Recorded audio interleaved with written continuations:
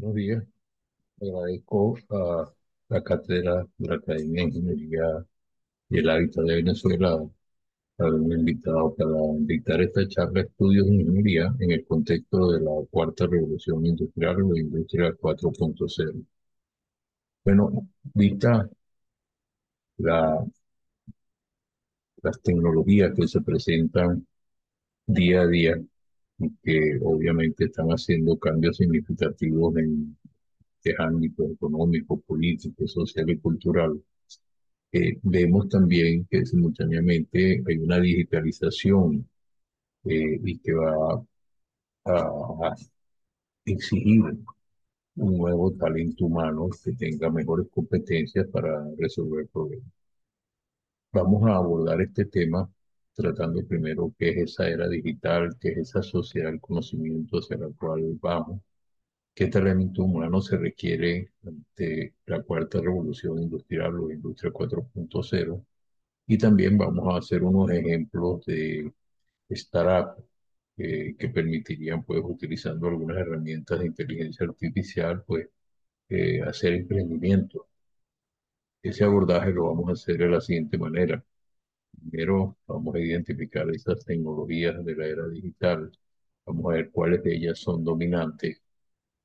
Vamos a ver en qué consiste eso que se oye que se llama la transformación digital y qué referencias tienen, ¿no?, de terceros países y de organismos multilaterales. Y también vamos a traer eh, algunas visiones de tres autores. Una que se refiere a cómo reinventar el talento humano de cara a este nuevo escenario. Otra que también habla sobre la ingeniería 4.0 y una visión de capitalismo del siglo XXI. Y una tercera que nos plantea la necesidad de una ingeniería para el desarrollo. Bueno, después de todo eso vamos a llegar a algunas consideraciones finales. Esa era digital, esa sociedad del conocimiento, viene gran parte de ello influenciado por las tecnologías de información. Un dato solo eh, no aporta mayor información, pero un dato en un concepto sí aporta información. Y esos datos, cuando están en un número ya más significativo, se denominan data y se estructuran y eso aportan mayor significado. Y cuando eso se intercambia con pares, ese tipo de información, entonces van apareciendo los conocimientos. Las tecnologías, lo que llamamos tecnología, es uno de esas tantas variedades de conocimientos. Hay conocimientos en todas las áreas eh, de la vida que nos rodea y estas tecnologías de información han tenido la característica de que han generado tecnologías que son transversales a muchas áreas del conocimiento. Bueno, esa sociedad digital, esa sociedad del conocimiento hacia la cual vamos, eh, ha tenido varias etapas. Entre el año 95 y el 2005, pues era un contexto que pertenecía a las empresas, pero luego, después del 2005, eso ha variado. Ya las instituciones y las personas, etcétera, estamos participando activamente y tenemos dispositivos que nos permiten hacerlo. Pero ya a partir de 2015, la situación cambió. Eh, Todos estamos enviando datos a la nube, a los grandes servidores, y eso significa pues que aparecen las tecnologías que permiten interpretar a esos datos. Según Telefónica, en el año 2020 ya se esperaban 6.000 millones de personas conectadas a la red, 40.000 millones de dispositivos conectando, todos ellos mandando información. Entonces, eso lo vemos nosotros porque tenemos un exceso de información permanente. Nos llega mucha información cada vez más y cada vez tenemos menos tiempo para ver esa información. Entonces, ahora se manejan este tipo de cifras, petabytes y cifras mayores por la cantidad de información que llega. Bueno, ¿Qué son esas revoluciones industriales que se está hablando, esa revolución industrial? Bueno, ahorita nosotros estamos en la tercera, donde Internet es digamos, el paradigma fundamental de esa tercera y donde ya con el Internet hay una revolución digital, hay automatización de procesos, hay mucha tecnología en los procesos y hay fusión de tecnologías analógicas digitales. Pero la cuarta revolución, entonces esa ya trae tecnologías como la robótica y hace que se integren lo físico con lo digital, lo biológico con lo digital, y entonces se crean unos sistemas que se denominan ciberfísicos. Y ya iba a haber ahora almacenamiento en la nube de toda la información que se envía, de todos los datos, pero también va a haber computación en la nube. Ya casi, casi que vamos a ir dejando poco a poco los computadores personales y en esta parte se ven algunas ya de las características de esa cuarta revolución industrial. La robótica, la simulación virtual, la integración del hombre y la interacción permanente del hombre y la sociedad, donde se pierden los linderos entre lo físico, lo digital y lo biológico, donde todas estas tecnologías como la inteligencia artificial nos permiten tomar decisiones y donde a partir de los datos que se obtienen en la nube se pueden interpretar esos datos y in- conocen ciertos patrones y a partir de esos patrones se puede influenciar mucho. Ya vamos a ver eso. ¿Qué es lo que se llama transformación digital? Bueno, no es exactamente que una organización, que una persona se dote de equipos, no, es un cambio cultural, es un cambio de organización, es una disposición a que se va a hacer las cosas de otra manera para aumentar más eficiencia, mejores logros, y donde se integran una serie de personas, de equipo en procesos y donde cada vez más esos procesos se van robotizando, se van automatizando y donde las tecnologías de información juegan un papel muy importante. Aquí vemos diferentes sectores, unos más automatizados o más digitalizados que otros. Aquí arriba a la derecha las telecomunicaciones, los medios y los transportes por aviación, etcétera, son los que más, los bancos, los negocios, eh, ya todo eso lleva alta tecnología. Los carros, los automóviles están siendo, digamos, ya casi sin chofer, muchos de ellos, los trenes, etcétera. Y hay sectores como el sector petrolero, por ejemplo, que como la relación costo, eh, digamos, venta tiene una diferencia grande, no es necesitado aumentar la eficiencia de sus procesos.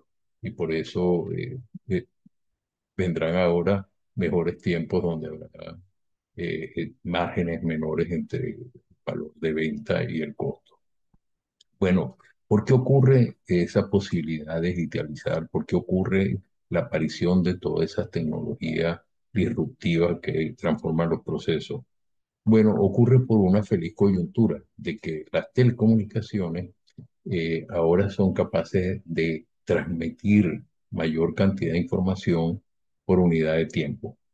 ¿Y qué es eso? Bueno, eso significa que antes, en el año 90, se transmitían este tipo de cantidades de bits por segundo, esta cifra, pero ya en los 2020 se transmiten 1000 megabits por segundo y en el 2030 se espera que se transmitan ya cantidades significativas en el orden de los terabytes. Ahorita estamos con las tecnologías 5G donde la cantidad de información que se transmite está en el orden de los gigas, de los 10 gigabytes. O sea, eso es una de las características. Y la otra es la de la computación. ¿Qué es lo que pasa? Que ahora se puede procesar mucha más cantidad de información por unidad de tiempo. Entonces, esto eran el número de transistores, por ejemplo, que tenía un microprocesador, que es el corazón de un equipo informático, de un sistema informático y que antes parecía una cifra gigantesca. 2.300 transistores estaban en un equipo que estaba miniaturizado.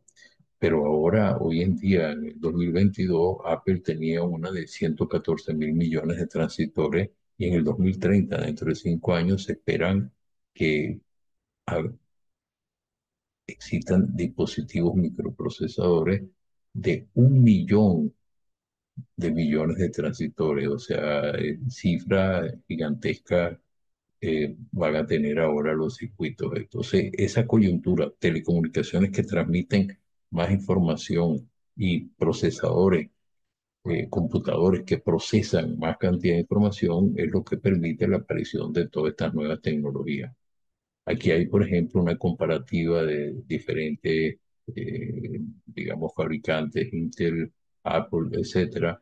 Y bueno, en estas comparativas se ve más o menos que hay una competencia tremenda, pero hay una tarjeta, esta que se llama NVIDIA Tensor Core, que tiene la característica de que es la que se usa en los videojuegos, fundamentalmente, pero tiene la característica de que tiene inteligencia artificial ya incorporada y va a ser eh, como el paso intermedio entre la computación que conocemos actualmente y la cuántica, porque va a permitir servidores de grandes capacidades y con inteligencia. Bueno, este es el fenómeno que estamos viendo ahorita de la digitalización. Estamos viendo una cantidad de dispositivos conectados en redes, dispositivos conectados en fábricas, en procesos de todo tipo, administrativos, en entidades públicas, entidades privadas, que todos ellos están pasando lo que es físico a digital. Y entonces en el mundo digital vamos a ver absolutamente lo físico, digamos, y lo biológico digitalizado. Nosotros vamos a estar, nosotros como personas mandaremos información a nuestros médicos para que controlen nuestros problemas de salud. Los equipos nuestros mandan información, etcétera. Pero fíjense que esta lámina, por ejemplo, es del año 2018 y aquí no aparece nada de inteligencia artificial. Eso ya existía, pero no era accesible a nosotros.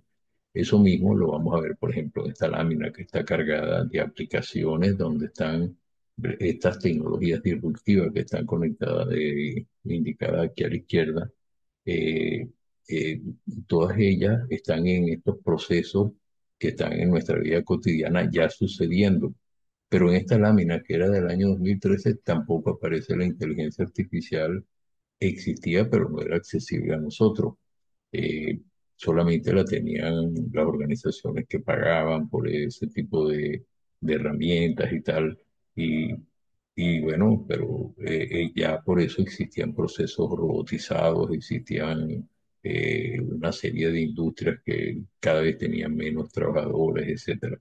Este tipo de tendencia ha permitido que ya aparezcan a la vista tecnologías dominantes de estas disruptivas. La inteligencia artificial, que es la más popular, es una de ellas. Los vehículos autónomos, yo tuve la suerte de verlo en una ciudad en Estados Unidos, en San Francisco, y andan sin chofer y la gente lo programa como programan a todas estas compañías de Uber, Cabify y todas ellas, pero estos andan sin choferes y no han tenido mayores inconvenientes.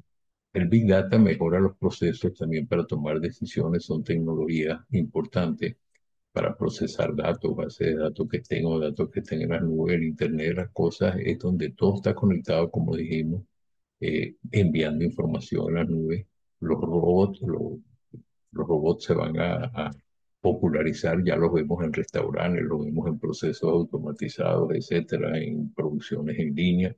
La impresión 3D ya es un producto que está en muchos sitios donde uno puede transmitir de aquí a otro país muy lejano un producto y allá se imprime el producto en 3 dimensiones, lo cual es, digamos, es una forma de pasar de lo digital a lo físico, lo cual es una, digamos, una de las invenciones más significativas. Y hay otras tecnologías que sin ser dominantes son muy importantes. el aprendizaje propio que produce la inteligencia artificial de sus mismos procesos, de los propios procesos, se aprende y se mejoran, se optimizan. Esto que se llama realidad virtual y aumentada, en un caso es una visita a un proceso pero sin riesgo y en otro caso es posible modificar los procesos, ya se alimentan los procesos, los tableros de control remoto, hay computación cuántica, eh, no está accesible a nosotros, pero ya se sabe que está en muchos laboratorios de investigación. Áreas como la nanotecnología, que en medicina y en otros procesos son, digamos, intervienen a 10 a la menos 27 y cifras todavía más pequeñas, a los átomos, y, o sea, hay cuestiones importantísimas que están ocurriendo con todas estas tecnologías. En la parte genética, pues en la decodificación que se va logrando y toda la posibilidades de evitar enfermedades en el futuro. Y esto que denominan blockchain o, digamos, cadenas de bloque en español, son procesos descentralizados que permiten hacer una serie de actividades interesantes como procesos electorales o transacciones sin que puedan ser hackeadas, puedan ser alteradas por terceros. Esta es una forma de organizar las tecnologías, no solamente ya las de la información, sino las que aparecen en otros sectores como energía, en salud y sanidad, en la misma nanotecnología, y todas ellas de alguna manera eh, tienen el ingrediente de estos procesos digitalizados y de tecnología que, que sin ser de tecnologías de información, son tecnologías en diferentes sectores que también utilizan a las tecnologías de información y las hacen mucho más accesibles.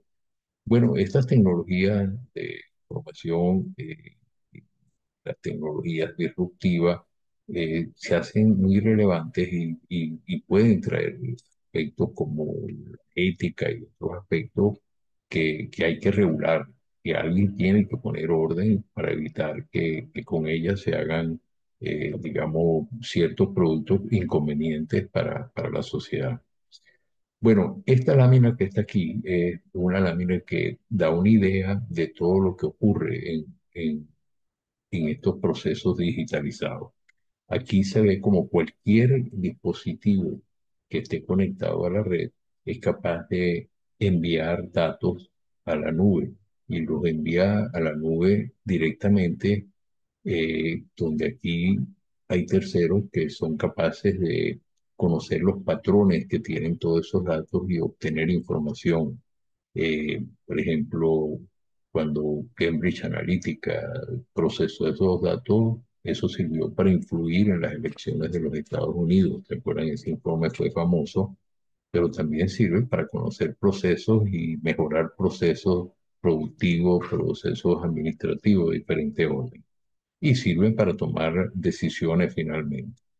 Eh, ¿Qué se puede hacer con esas decisiones? Bueno, se puede mejorar la gobernanza, se puede conocer a los ciudadanos y se puede conocer cuáles son las aspiraciones de los ciudadanos y se pueden determinar mejores políticas públicas. Eh, Toda la robótica que no somos ya nosotros los seres humanos ni nuestros dispositivos que nosotros tenemos bajo control, ellas también están alimentando la nube y están mandando datos. Entonces hay varias fuentes de envío de datos. Y todos los procesos que se llevan a cabo en diferentes tipos de actividades y que tienen contenido, también ellos mandan datos a la... Pero entonces aquí esta raya que está en el medio es lo que se denomina el borde de la red. Por ejemplo, una empresa estaría aquí adentro y ella que genera datos puede tomar sus propios datos para ello analizarlos, para ello mejorar sus procesos.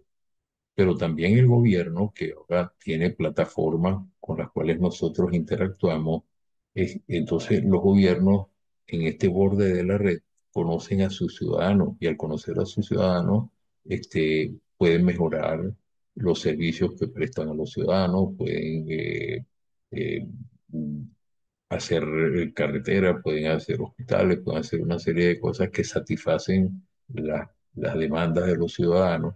Entonces, la gobernanza local mejora, la gobernanza ya a nivel global también mejora.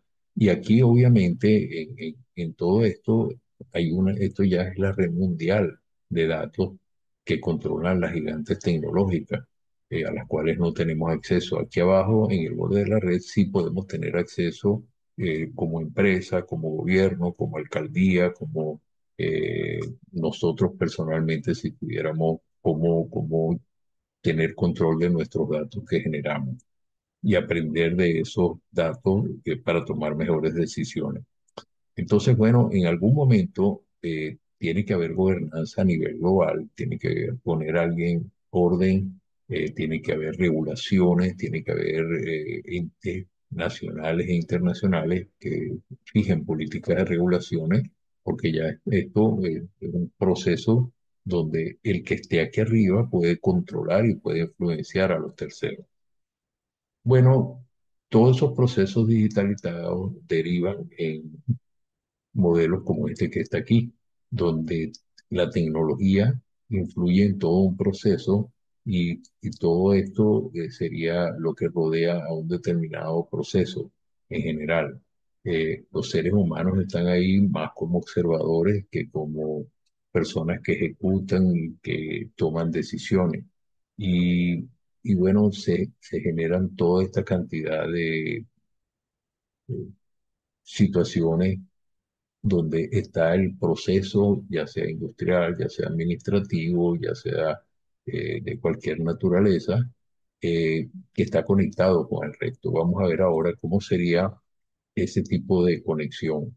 Esto es, digamos, un esquema en general donde en la parte de abajo están los equipos que están conectados en el campo, en el proceso determinado.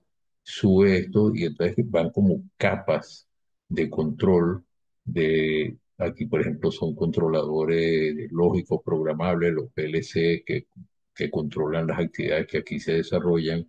Después hay niveles escala que serían controles de supervisión, de adquisición de datos y de operación. Si esto es una red eléctrica, entonces se sabe todo lo que está pasando en las subestaciones. Si esto es una red de agua, igualmente, si es una red de telecomunicaciones, de gas, etcétera, etcétera, se va controlando todos los procesos. Si es una red de distribución de acceso a Internet para los ciudadanos, se controla y cómo se divide el ancho de banda, todo ese tipo de cosas. Aquí arriba se hace la gestión de todas esas operaciones, otra capa que controla las capas que están más abajo. Y aquí está como el cerebro. Este es el borde de la red donde está la organización y luego más arriba está la nube.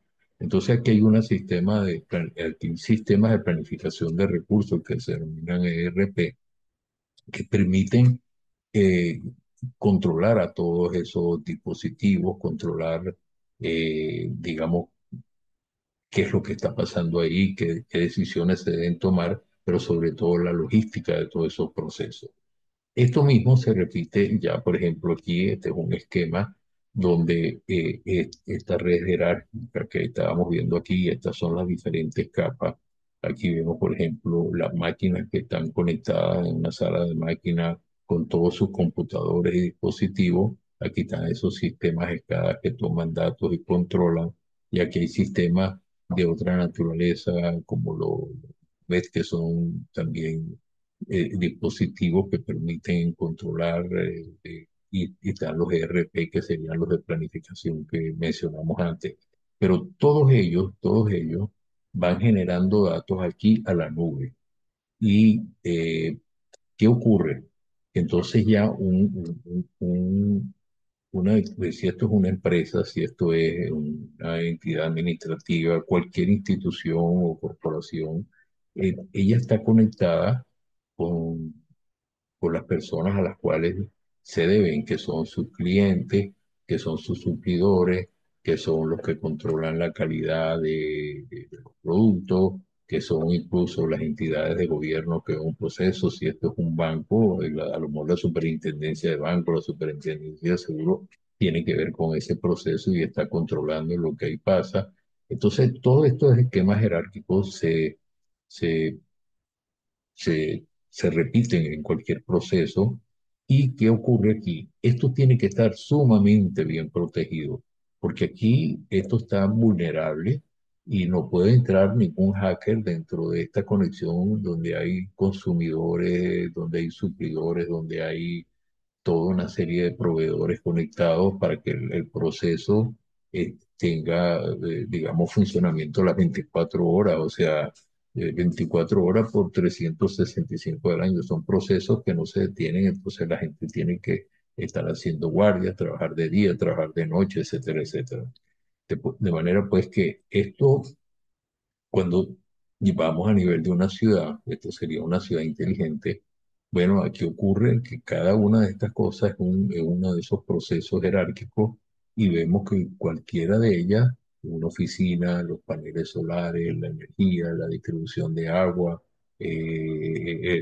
las redes de computación, las redes eléctricas, todo está en un sistema donde se controla y donde ahora se puede hacer mejor uso, más eficiente y se puede gestionar mejor a los sistemas, porque las tecnologías de información ahora son transversales a cualquiera de todas esas redes, de todos esos procesos que están ocurriendo.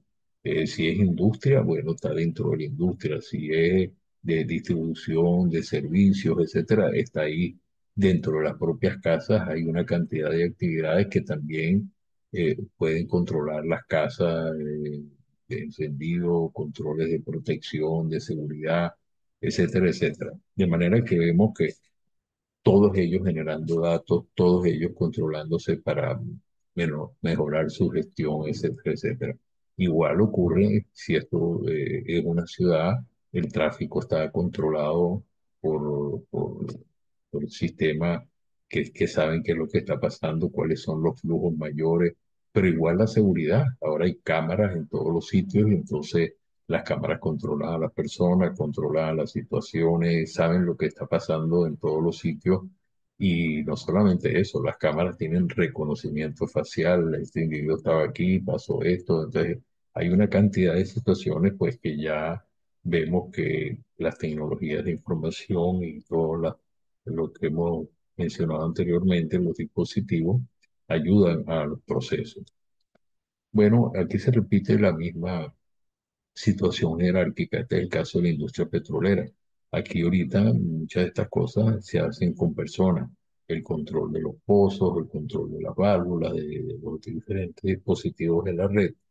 Pero en lo que aquí se coloca en los computadores, este proceso se va a parecer a cualquier otro proceso donde ya por capa se van controlando los diferentes dispositivos que hay hasta que llega a quienes deciden a nivel corporativo, bueno, vamos a producir más, vamos a tener más ingresos, vamos a mejorar los procesos por aquí, vamos a tener mejores márgenes, etcétera, etcétera.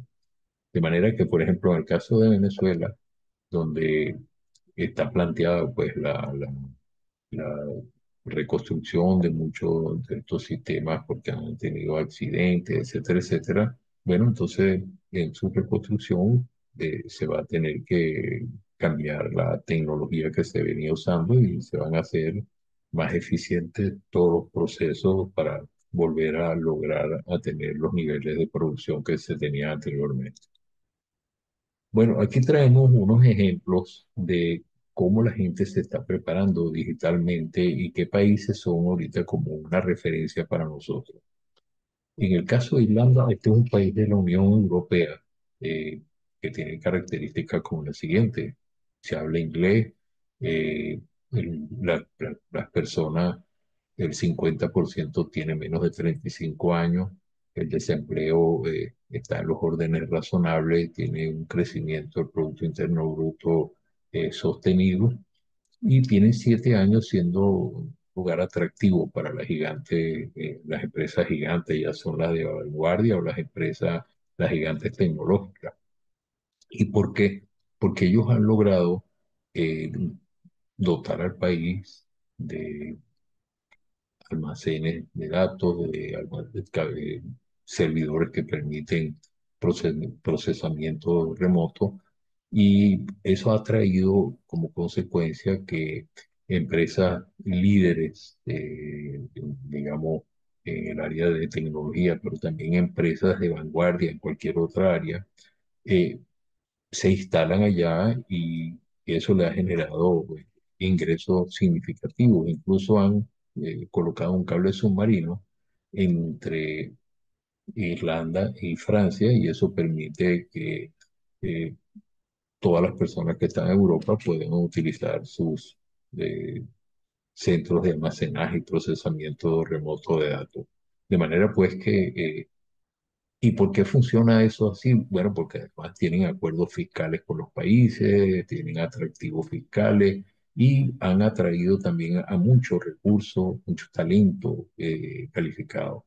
El costo de vida es alto, pero la gente tiene ingresos significativos.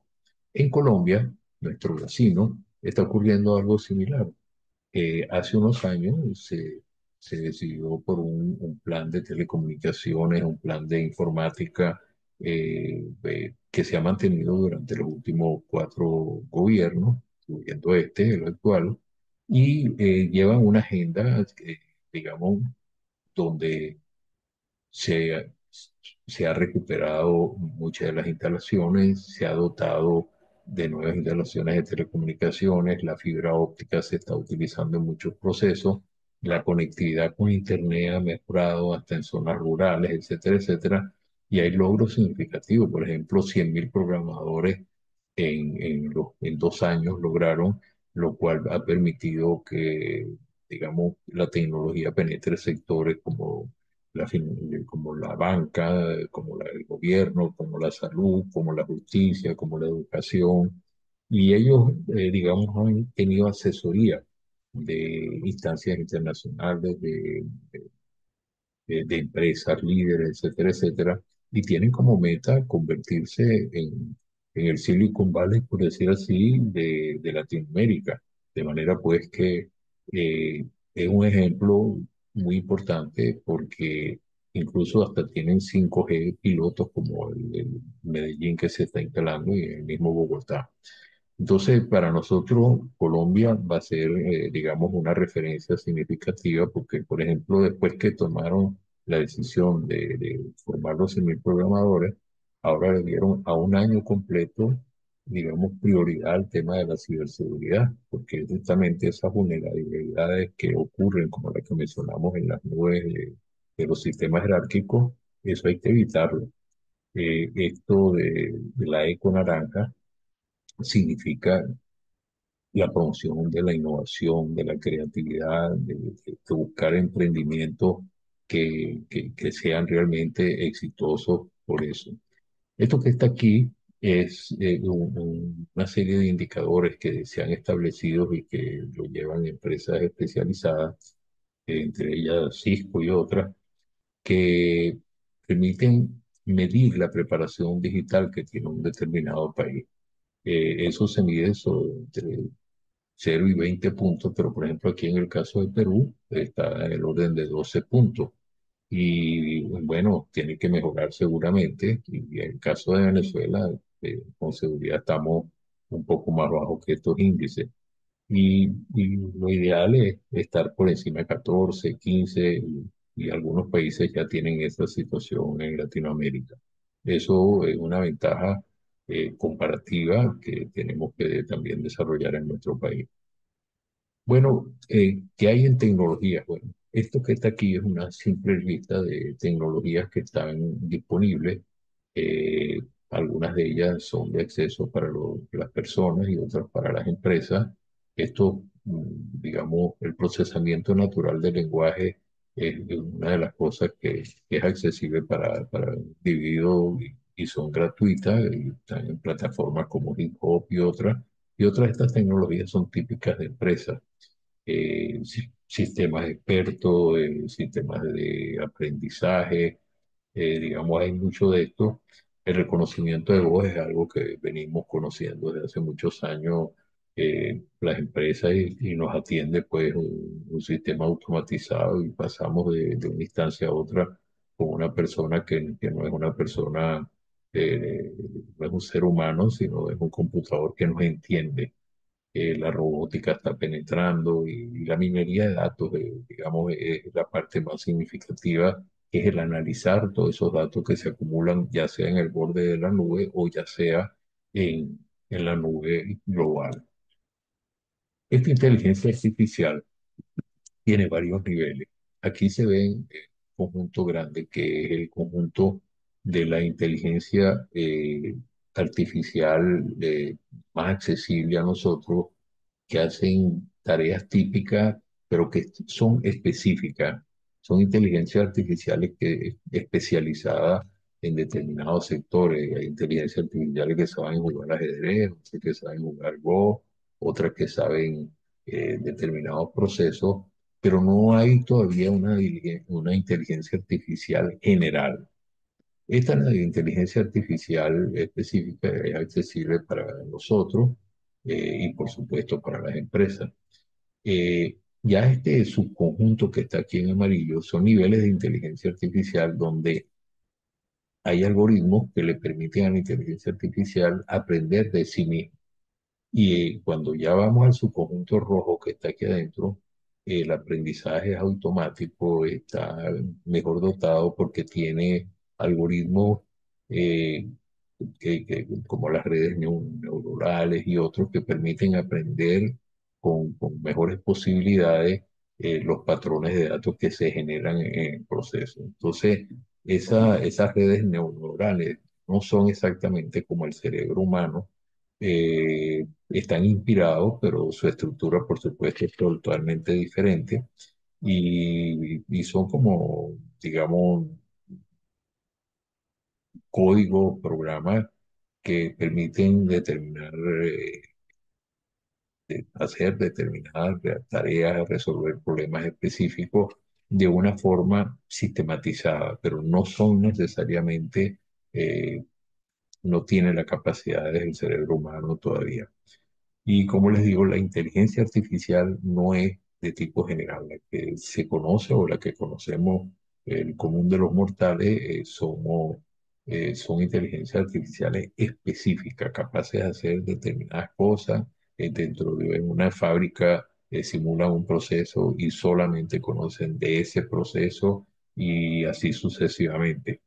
En algún momento llegaremos a las inteligencias artificiales generales que dominan todos los conocimientos que están en los libros durante los 20 siglos, los procesos, etcétera, pero eso todavía no lo conocemos. Si existe, no lo conocemos nosotros. Bueno, lo que tenemos conocimiento ahora son los modelos de lenguaje generativo. Por ejemplo, el ChatGPT, que fue el primero que conocimos hace un par de años. La G significa generativo, quiere decir que es capaz de generar, de comunicarse con nosotros, lo cual lo hace automáticamente y eso ya es un gran avance. La P significa que está preentrenado, que para poder hacer ese tipo de cosas es un entrenamiento previo que tuvo por repetición de hacerlo muchas veces.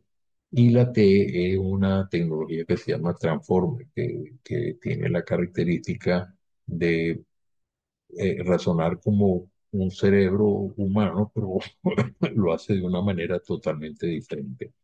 Entonces, estas tecnologías ya se utilizan en muchos sitios y ya han aumentado las capacidades de los procesos y los procesos han aumentado en eficiencia, etcétera, en cantidades significativas, mejora de eficiencia, de eficacia y, por supuesto, de ingresos, ¿no?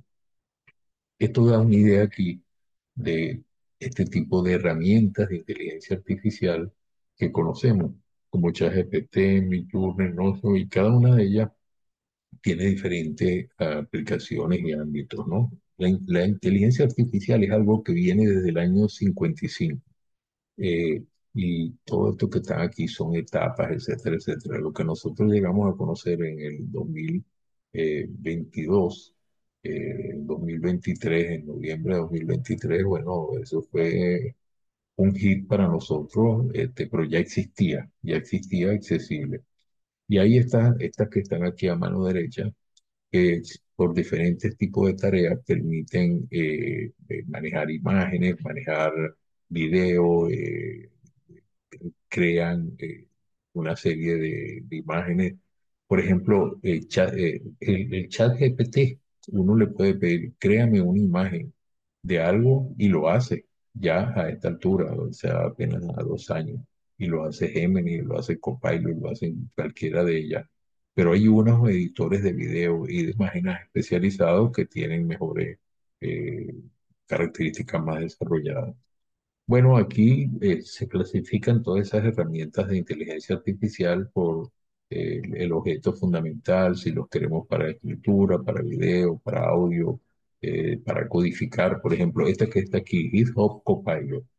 Esto es increíble, ¿no? GitHub es una plataforma donde están todos los códigos abiertos que son accesibles y gratuitos. No hay que pagar por ellos.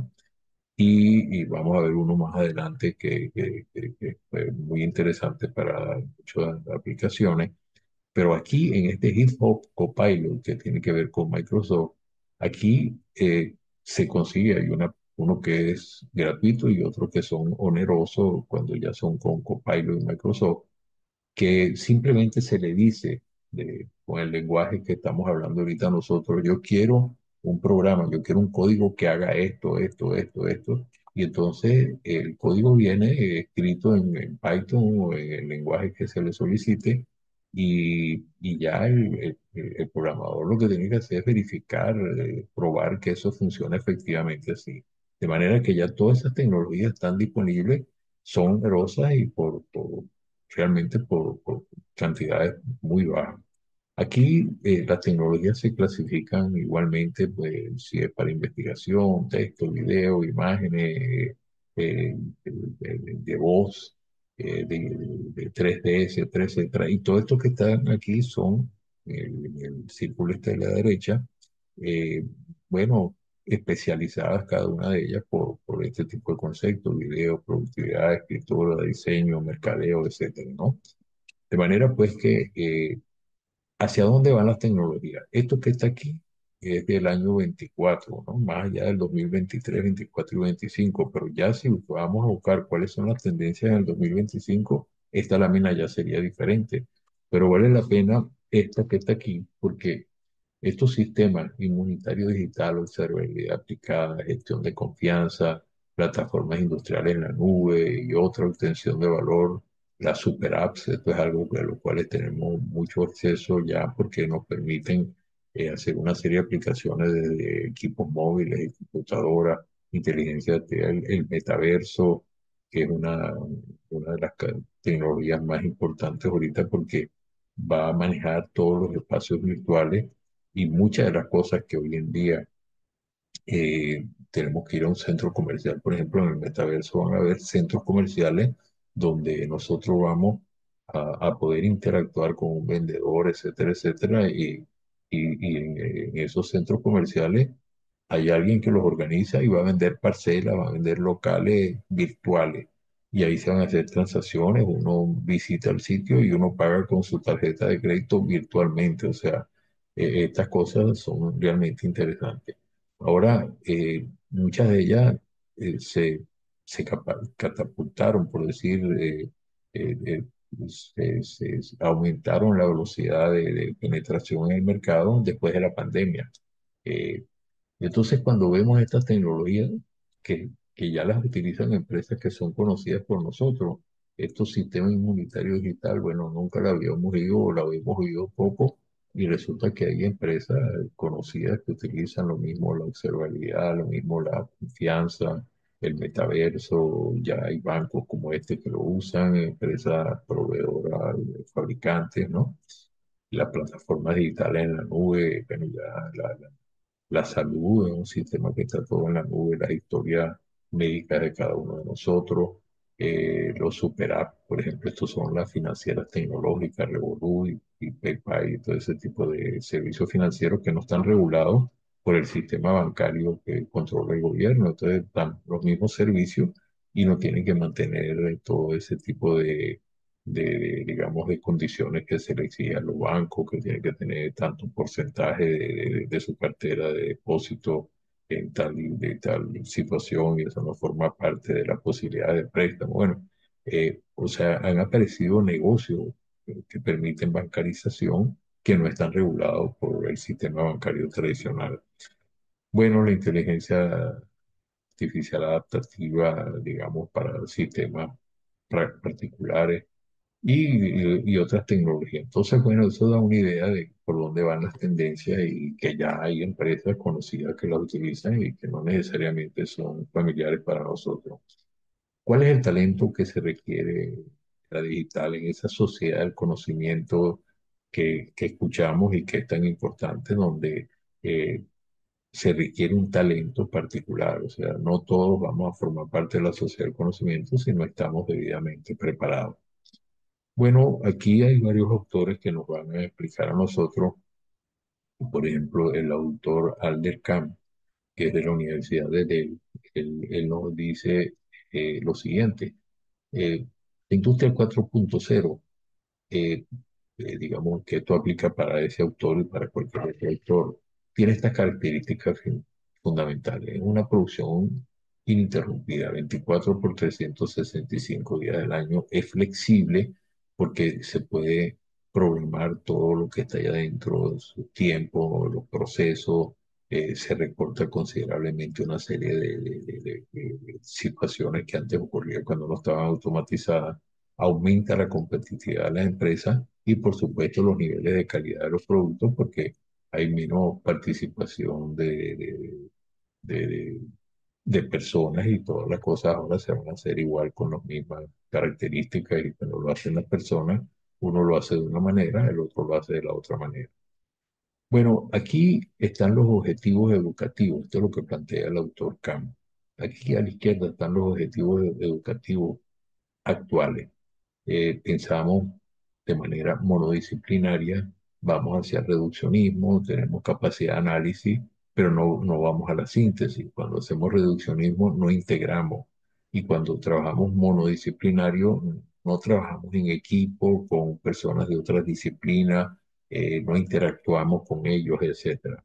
Y muchos de los problemas que hay, que son de naturaleza compleja, requieren equipos colaborativos de trabajo de diferentes disciplinas. En este momento vamos más hacia lo abstracto, hacia lo conceptual, pero en el futuro hay que ir hacia lo experimental, hay que aplicar mucho sentido común, que es algo, el sentido común es algo metacognitivo, pues no necesariamente se refiere a algo específico, sino es parte de todos los conocimientos que tenemos que en algún momento afloran simultáneamente y nos dan el sentido común. Eh, eh, Actualmente trabajamos de manera muy organizada. A futuro tenemos que correlacionar el caos y resiliencia, este tipo de situaciones. Estamos en lo tecnocientífico y ahora vamos a ir más hacia lo humano, hacia una visión de negocio, hacia lo empático. Vamos a tratar de ser más solidarios con el resto, buscar resolver situaciones de desigualdad, etcétera. Actualmente tenemos un pensamiento convergente. Tenemos que tener un pensamiento creativo. Para poder tener creatividad hay que pensar en lo que consideramos que es imposible para convertir lo imposible en algo realizable. Ahorita vamos hacia lo preciso y se busca que se administre la ambigüedad y el fracaso. Equivocarnos nos permite entender mejor cómo hacer las cosas de otra manera. Aquí resolvemos los problemas de manera racional, pero es que lo que tenemos que resolver son problemas complejos que tienen muchas variables, que tienen variables interdependientes, que no son problemas sencillos de resolver. El trabajo individual pasa a ser ahora colaborativo y de una experiencia limitada vamos a pasar a un aprendizaje permanente y muy exigente, de manera que se acabó eso de que se acabaron los estudios. No, tenemos que estudiar como lo hacen otras profesiones, como los médicos y otros que tienen que estudiar permanentemente. Los ingenieros en particular tenemos que tener esa condición.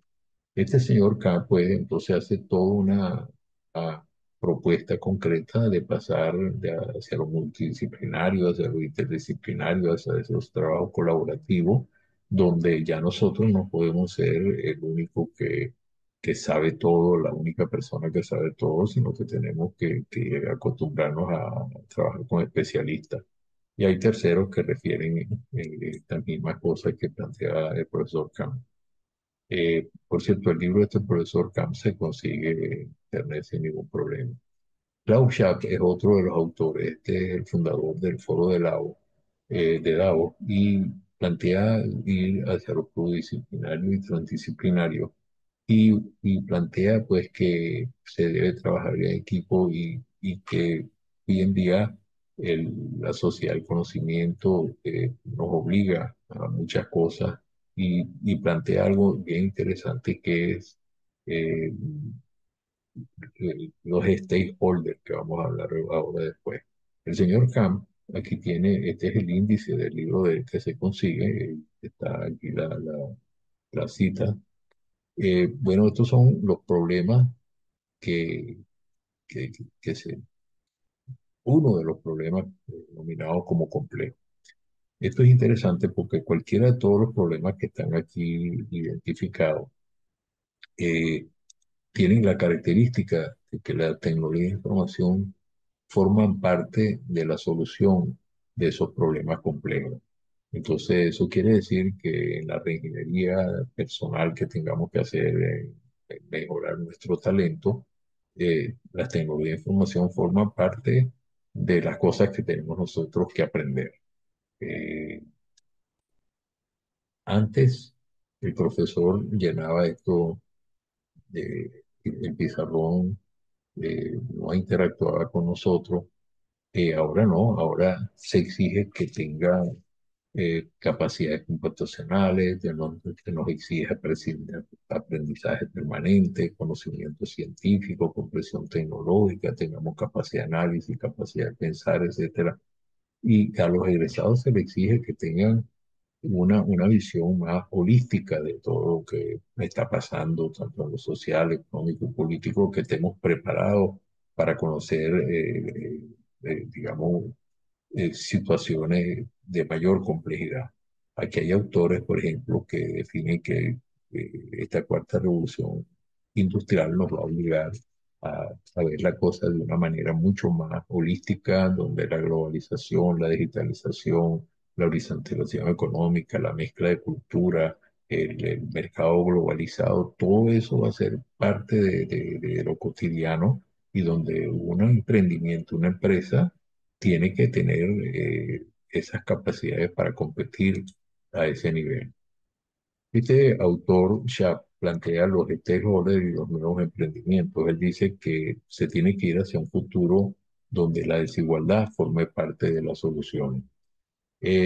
Aquí, bueno, se resume un poco la transformación de hacia dónde va el mundo y cómo tenemos que relacionarnos con las capacidades que tienen los diferentes actores para resolver los problemas y buscar quiénes son estos stakeholders. Los stakeholders son eh, los que trabajan para lograr un determinado producto, los clientes que van a comprar ese determinado producto y todas las personas, proveedores, etcétera. Y nosotros tenemos que darle el beneficio de nuestro proceso, de lo que hagamos, a todos esos stakeholders, de manera que no es solamente pretender las ganancias para el proceso nuestro, sino repartir con ellos un poco el concepto de responsabilidad social.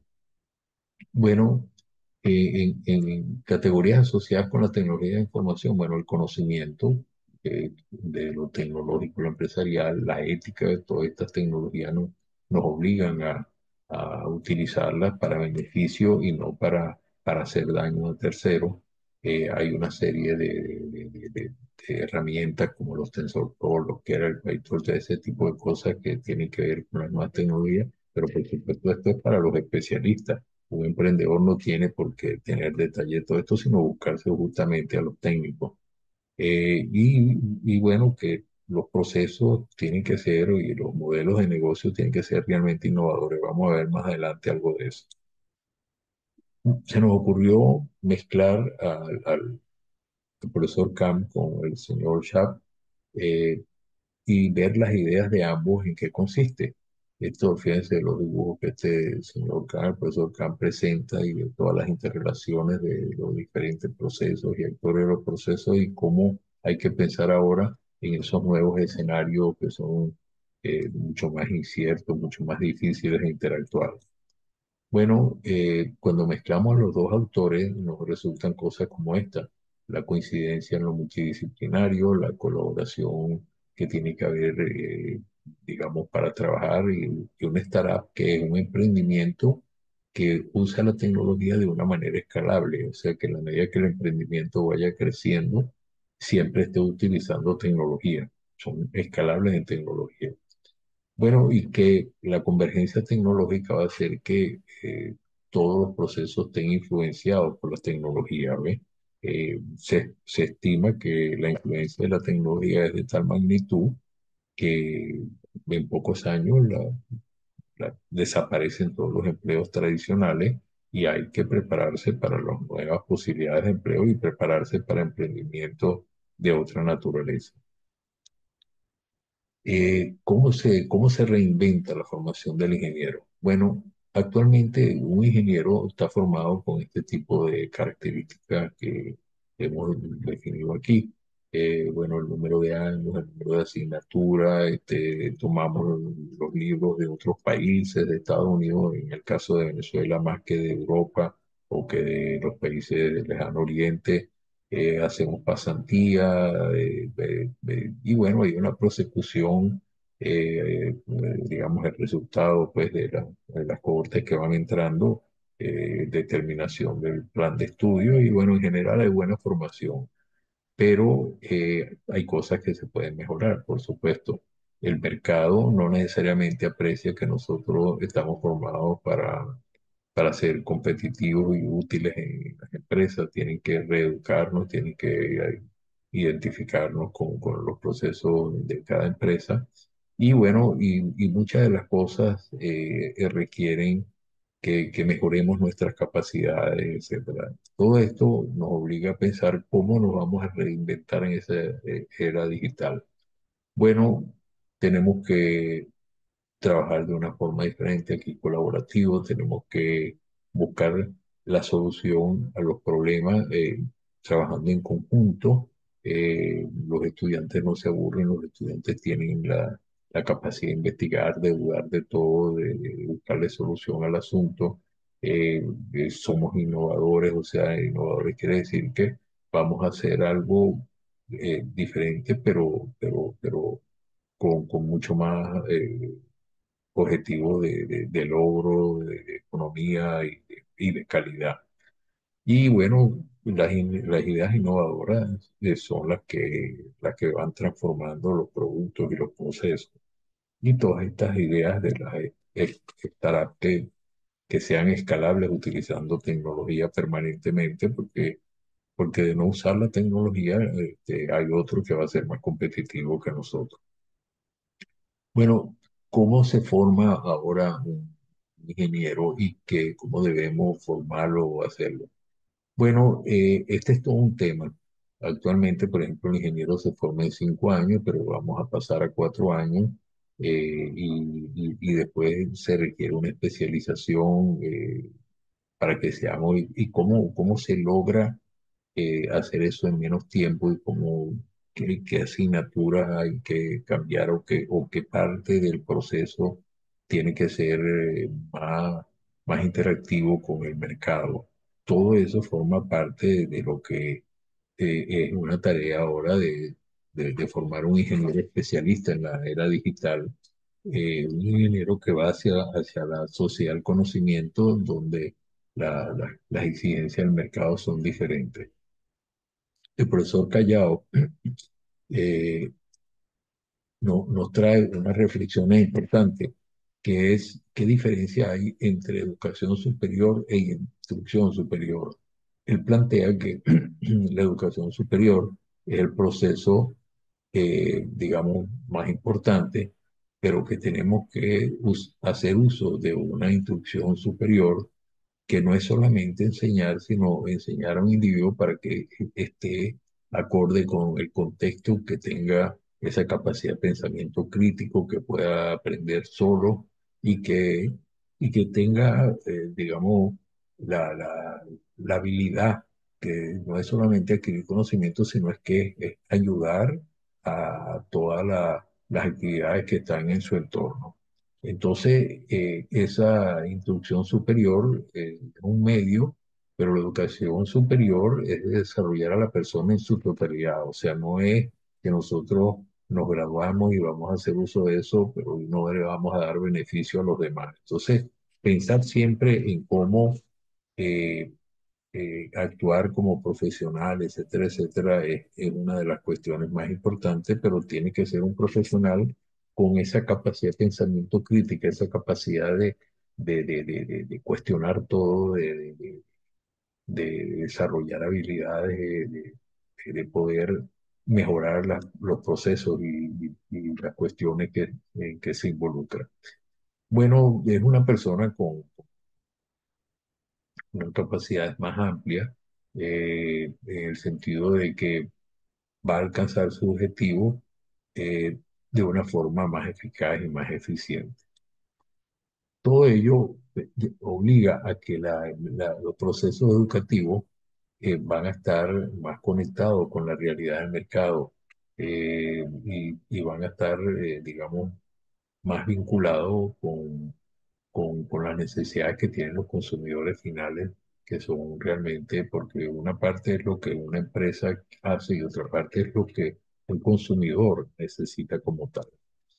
Bueno, la educación en general, la definición tiene muchos propósitos y tiene que ser muy flexible para que pueda cumplir con los fines, con los medios educativos y las restricciones y que, digamos, es un proceso continuo. No se va a educar para que el egresado ya resolvió todas sus necesidades. No, no, es un proceso continuo donde se busca que el individuo cada vez sea mejor en en su habilidad, en lo que fue preparado.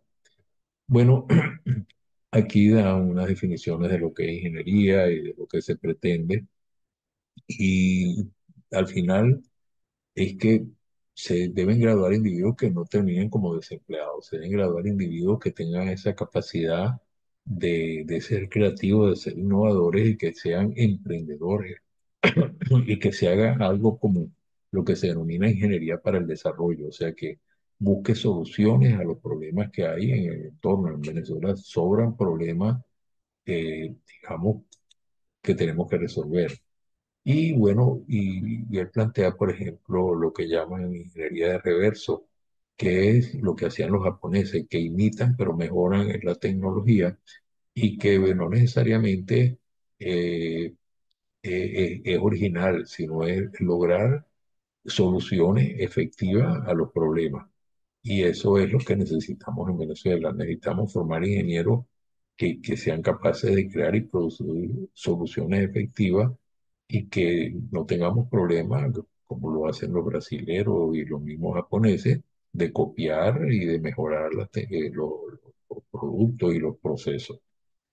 Bueno, entonces, ¿qué tipo de iniciativa para llegar a esa sociedad del conocimiento en la era digital y qué herramientas tenemos? Bueno, fíjense, por ejemplo, en España, en la Universidad de Alicante, el rector, con un grupo de trabajo, él logra hacer uso de la inteligencia artificial con unos API, que un API sería una aplicación eh, Programming Interface que permite esto que está aquí, Application Programming Interface, es lo que llaman un API, que permite simplemente con versión onerosa de ChatGPT, lo que llaman el GPT-4, él permite lograr en este, digamos, con un proceso como este donde realimenta y toma información de negocio, etcétera, etcétera, eh, él permite una serie de aplicaciones que son útiles imitando al cerebro humano, digamos, y pasando por todo este tipo de herramientas, cuando, por ejemplo, herramientas para estudiar, para conseguir un tutor que enseña a los más jóvenes o enseña a los estudiantes, etcétera, son de ese tipo de herramientas que han logrado. Y también han logrado herramientas con esas API, donde, por ejemplo, tanto en derecho civil, en derecho procesal, ellos generan todo este tipo de formatos. O sea, uno quiere tener un contrato para alquilar un apartamento de arrendamiento, este, por ejemplo, y entonces ese contrato lo tienen ya, eh, y solamente la persona que lo quiere usar rellena el contrato prácticamente porque ya cumple con todas las necesidades del mercado. Y entonces todo esto ya, digamos, simplifica el trabajo de los abogados. Eh, no es que los abogados no van a ser necesarios, pero ya los abogados no tienen que dedicarse a redactar los mismos documentos que son prácticamente todos por el mismo estilo y que cumplen todas las normas del Código Civil y del Código Mercantil, etcétera, etcétera, ¿no? De manera que esto es un ejemplo y esto está hecho en una universidad con estudiantes y han producido todo este tipo de cosas en la Universidad de Alicante, aquí en España. Vamos a ver cómo se hace un modelo de negocio del tipo de startup que use tecnología, aplicando todos estos criterios del siglo XXI con los stakeholders que dijimos y cómo se haría. Bueno, un ingeniero que debe aportar soluciones a la sociedad tiene que tener más o menos estas características que están aquí, que son la síntesis de lo que vimos antes, donde tiene que tener ese espíritu creativo, innovador, donde tiene que tener motivación, retos, tiene que tener ética, tiene que velar por una serie de aspectos. Estos ingenieros interesados en reinventarse, en mejorar su talento, hacen este tipo de cosas.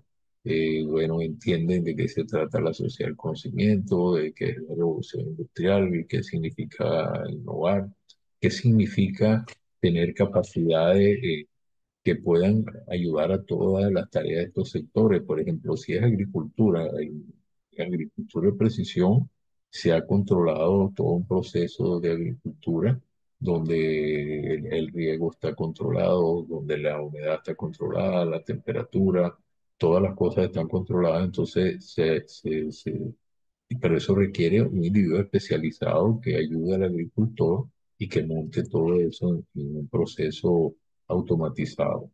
Por supuesto, el producto va a ser mucho mejor.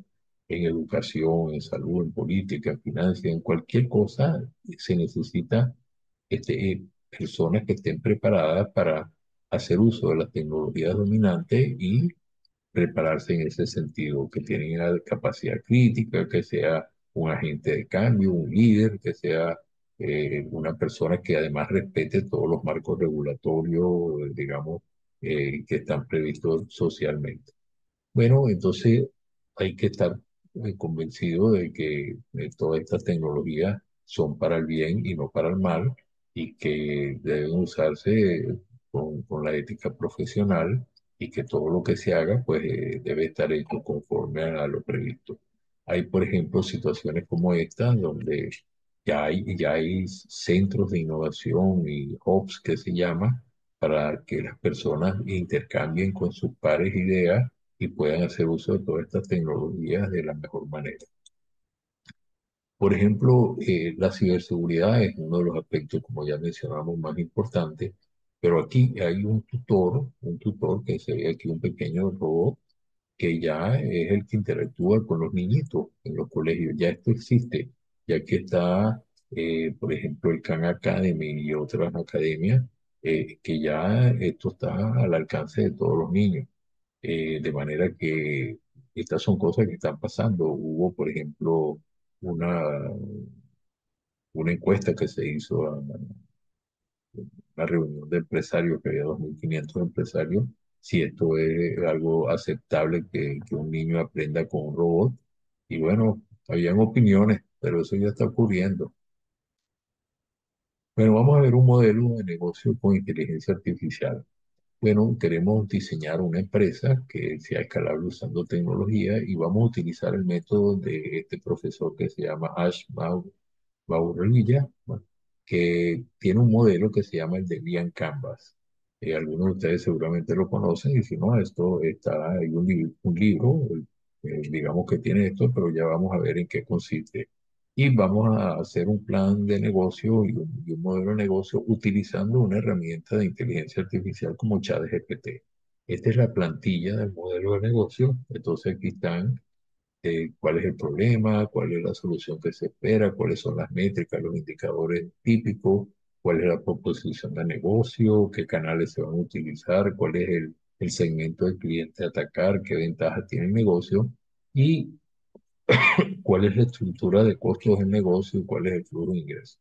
Esto que está aquí representa una propuesta de negocio de vender productos en línea para hacer ejercicio, para damas que tienen entre 20 y 40 años de edad, etcétera, etcétera. Entonces, bueno, se hace todo el planteamiento y se le pasa este planteamiento a ChatGPT. Le dice, mire, yo tengo este plan de negocio con la plantilla de Lian Canva y por favor corrígeme a ver si me he equivocado en algo. Entonces, esta plantilla de negocio se la corrigiría en Canva y le dice, no, mire, usted no puede pretender ir a todos los mercados de una sola vez, tiene que ir uno por uno, tiene que, pues no puede pretender desde Estados Unidos a todos estos mercados aquí, sino vaya a un primer país o primero o a dos países, etcétera.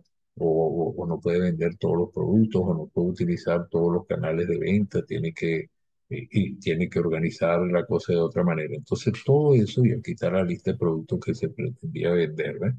Entonces, Canva corrige todo eso y aquí se hace el flujo de caja que se hace con esta plantilla, por ejemplo, que está en internet de Carrier Principal, una plantilla, y bueno, se introducen todos los costos. Básicamente, este es un negocio donde los costos que serían los costos de compra, más el costo del transporte y seguros, etcétera, etcétera. Eso es el 33% de los costos.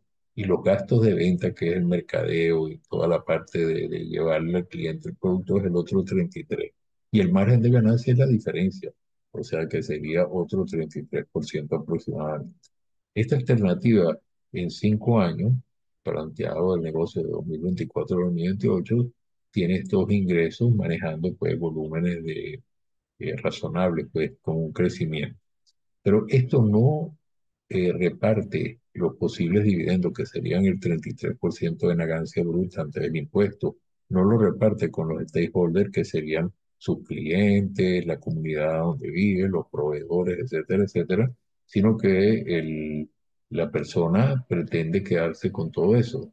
Bueno, ChatGPT corrige y dice, bueno, mire, usted tiene que eh, ir cambiando todas estas cosas, ir revisando cada uno de los planteamientos. Y bueno, esto es una ayuda muy importante porque esto es como que si uno estuviera hablando con un asesor de negocio, ¿eh? Entonces sigue la respuesta de ChatGPT diciendo usted tiene que hacer esto, modifique esto de esta manera, ¿no?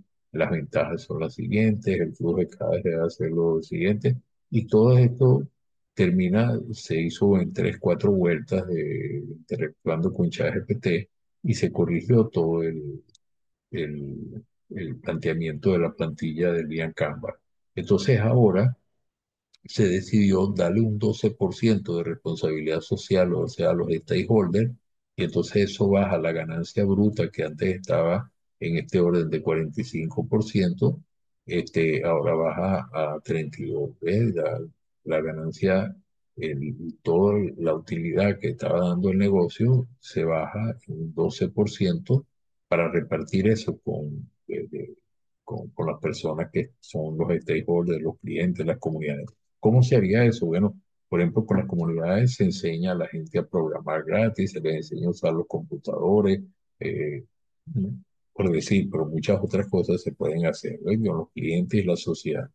De manera que ahora los costos serían 33 el costo del producto, otra parte, los gastos de administración más el 12% que se le da a los stakeholders, forma parte de este 45. 45 y 33 serían los costos brutos, menos después el impuesto que hay que pagar, que está por aquí abajo.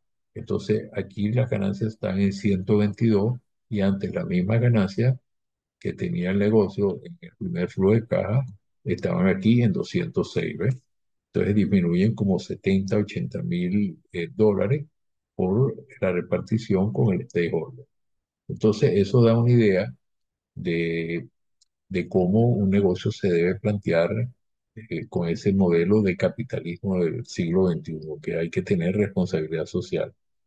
¿Por qué se hace esto? Bueno, porque seguramente el emprendedor va a requerir un préstamo, porque el capital de trabajo no lo tiene completo. Entonces, es ese proyecto que hace un reparto con su stakeholder va a ser más atractivo para los capitales de riesgo, que llaman venture capital, ¿no?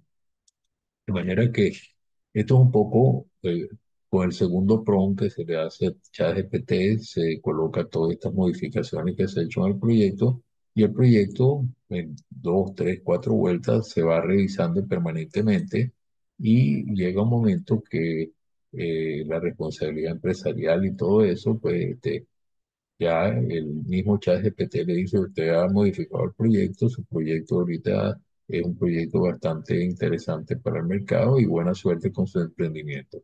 Entonces, este es un ejemplo, esto es más largo, realmente aquí lo hemos puesto en pocas láminas, pero cuando esto se estudia solamente es un poco más largo y se le puede pedir índice. Por ejemplo, aquí ya está el proyecto definitivo con las modificaciones del caso y...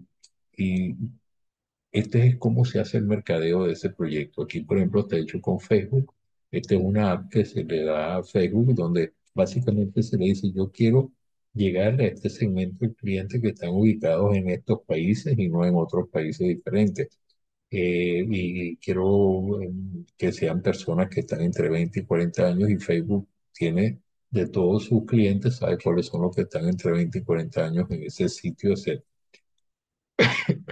Entonces, bueno, se establece una inversión para hacer el mercadeo y la gente llega a una página o a una plataforma digital que tiene el emprendedor. Esto, por ejemplo, es un individuo que logró seguidores muy rápido, por ejemplo, él quería vender digamos, esta vasija que estaba llena de hielo. Él logra demostrar con una explosión que se hizo en ese vehículo que la vasija de hielo no le pasó nada y que los hielos estaban todavía dentro de la vasija y el carro se destruyó. Entonces él logró con un video de YouTube que publicó en internet, se puede buscar aquí el video, está en TikTok, y entonces él logra 56.000 comentarios en 6 días y una cantidad de seguidores. Entonces, esto es una manera de tener seguidores y de hacer uno sus campañas, por ejemplo, en Instagram, en cualquier otra red social, ¿no? El Ian Canvas, el profesor este, también tiene una manera de comprobar el modelo de negocio, no solamente la plantilla de Lian Canvas que nos corrigió el ChatGPT, sino que también el modelo este de negocio, hay una serie de indicadores que utiliza, estos son los indicadores tradicionales, utilidad sobre ingreso, utilidad sobre costo y utilidad sobre capital de trabajo, pero también hay una serie de indicadores de negocio que aporta Lian Canva en su Business Model Canva, ¿ves? Que están todas estas cantidades de cálculos que se hacen y entonces, bueno, todo esto va perfeccionando el modelo de negocio. Entonces, bueno, esto es una idea de que cualquiera graduado ingeniero puede convertirse en emprendedor, que hay instrumentos para hacer los modelos de negocio, para hacer digamos, un emprendimiento que esté diferenciado y que saque un producto diferenciado, porque el mercado a futuro es un mercado donde los productos están todos diferenciados y personalizados.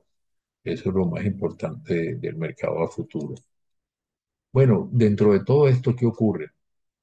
Todas las ingenierías que conocemos actualmente siguen existiendo porque ellas tienen que ver con sectores económicos, con una serie de productos típicos, pero van apareciendo nuevas tecnologías como y digitalizándose los procesos y ello exige, por ejemplo, nuevas disciplinas. Las ingenierías tradicionales, sistemas y redes, bueno, Antes era con cable de cable, con cable estructurado, entonces ahora la fibra óptica es la que domina. La ingeniería de telecomunicaciones ahora tiene el proceso más efectivo, más eficiente de transmitir datos. La ingeniería de ciencia de datos, la de software, la de inteligencia artificial, la ingeniería, ciencias de la computación, hay una ingeniería de ciberseguridad que es importantísima para evitar el hackeo, la robótica, la ingeniería de materiales, ambiental, biomédica, la ingeniería PROM, que sería la forma como uno le solicita a todas estas herramientas de inteligencia artificial los procesos. Entonces, esto, por ejemplo, es ciencia de datos. Entonces, esto ya es un mundo, esto aquí no lo vamos a explicar, pero esto es un submundo completo de cómo se manejan todos esos datos y se procesan para poder determinar patrones y entender qué es lo que está pasando, ¿ves? Entonces, hay cantidades de técnicas y de cantidades, este es un submundo inmenso para poder entender cómo obtener información de toda esa data acumulada en las nubes que hablamos. Por ejemplo, esto que está aquí es ciencia de datos que está examinando células del cerebro, estos son neuronas, y entonces con los equipos, con los magnetógrafos, los equipos de resonancia magnética y otros, se logran cortes de células cerebrales y de otras partes del organismo. Bueno, estamos hablando de nanotecnología, estamos hablando de ciencia de datos, donde se mezclan varias cosas a la vez y se ve todo el universo de miniatura del cual están constituidos todos los materiales orgánicos e inorgánicos. Bueno, esto aquí son, fíjense, este es Word2Vec, que es un modelo de lenguaje natural que es capaz de producir estos mapas mentales con conectores que no son mapas mentales tradicionales, sino ya son un poco más sofisticados, donde se puede generar una narrativa a partir de textos. Y esto puede manejar de varios libros, decenas de libros, y tiene capacidad. Esto se consigue en GitHub, en la plataforma de GitHub, se consigue el Word to Vec y están todos los tutoriales y todo eso es gratuito. Y por supuesto, esto tiene un sesgo porque uno tiene que identificar las categorías que quiere para que produzca una narrativa sobre un proceso razonable, ¿no? Porque los textos pueden incluir mucho más información. Y este es el metaverso del cual hablamos antes, donde digamos, va a ser parte del futuro virtual, que ya estamos, no estamos a este nivel todos, pero estamos conectados permanentemente con los móviles y los computadores. Bueno, esto aquí se le preguntó a las tres de las herramientas de inteligencia artificial que conocemos, ChatGPT 3.5 y OpenAI. Dígame estas carreras nuevas, estas disciplinas nuevas que fueron las que leímos antes, qué áreas de competencia tienen y qué soluciones posibles pueden ellas aportar. Entonces aquí ChatGPT da todas las respuestas y es una forma de orientar al estudiante, al ingeniero para qué sirven todas esas ingenierías y si eso es lo que le interesa o le interesa otra, etcétera, ¿eh? Estas mismas preguntas se le hicieron a Copilot de Microsoft y da otra información parecida pero diferente a la anterior, y organizada de otra manera. Aquí está este grupo y este otro grupo aquí. Y la misma información, la misma pregunta se le hizo a Gemini de Google y aquí da toda esta respuesta a las áreas de competencia y el aporte a soluciones de problemas más complejos.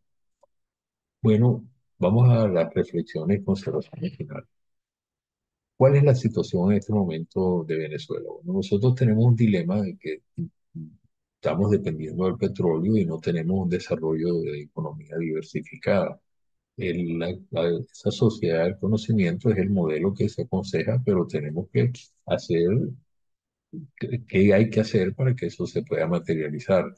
Entonces, bueno, algo sería reducir los ingresos petroleros. Aquí continúa el modelo de rentismo, y hay, hay una reducción significativa de ingresos petroleros en este momento. Y necesitamos innovar y necesitamos diversificar. Esta es la situación del país.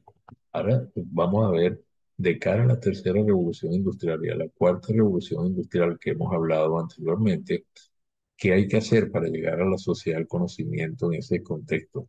Bueno, tenemos que desarrollar mejores capacidades de conocimiento, mejorar el talento humano, y eso es el núcleo fundamental del desarrollo.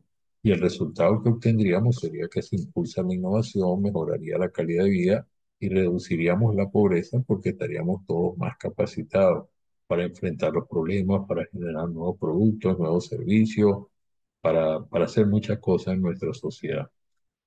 Bueno, ¿y qué oportunidad tendría Venezuela? Bueno, la de planificar y adoptar esas tecnologías, evaluarlas y ver cómo utilizarlas en este nuevo escenario y ser agentes de cambio. El ingeniero sería una de esas personas que pudiera modificar y el talento es el recurso indispensable y tenemos que olvidarnos del modelo rentista. No podemos vivir todos del petróleo, tenemos que buscar otro tipo de forma de trabajar y los emprendimientos pues tienen que ser la modalidad típica para ello, ¿no?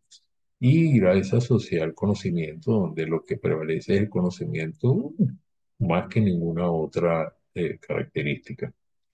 Las políticas públicas son fundamentales, tienen que promover el emprendimiento, un poco lo que está ocurriendo en Colombia, en Irlanda, tienen que promover la innovación, el talento, que lleguemos a esas sociedades del conocimiento y que seamos atractivos para los inversionistas. Bueno, como reflexión final, ¿qué se observa? Bueno, se observa que en países de Latinoamérica y la Unión Europea van camino hacia eso, que hay gente que nos puede ayudar, la OECD, Davos, que hay tecnologías disruptivas que tenemos que utilizar, los modelos de lenguaje generativo, que hay sistemas inteligentes y que va a haber pérdida de empleos y tenemos que ver qué hacemos con los desempleados y tenemos que tener propuestas actualizadas de políticas públicas, o sea, políticas públicas aquellas que tengan la mejor relación costo-beneficio. ¿Y para qué se requiere para poder lograr eso? Bueno, tenemos que tener conectividad de calidad. Si no hay conectividad de calidad, o sea, un acceso a Internet con velocidades de bajada significativas, etcétera, no va a haber tecnologías disruptivas al alcance de nosotros. Tenemos que tener una cultura y tenemos que tener el desarrollo de una economía digital. Tenemos que tener seguridad jurídica, tenemos tener capacidad para atraer a las gigantes tecnológicas, aprender de las experiencias de terceros países y buscar cómo materializar la sociedad del conocimiento. En nuestro caso, tenemos que reinventar el talento, fomentar el emprendimiento y, y hacer modelos de negocio verificándolos con inteligencia artificial, tener una hoja de ruta, un plan de acción. Son muchas las tareas que tenemos por delante viendo lo que observamos de terceros países que son más exitosos. Bueno, muchísimas gracias por su atención y quedo a la orden para cualquier pregunta, con muchísimo gusto lo que pueda contestar y además dejo todas las láminas a la orden de ustedes y quedo a la orden personalmente. Muchas gracias a la cátedra de la Academia de Ingeniería y Hábitat de Venezuela.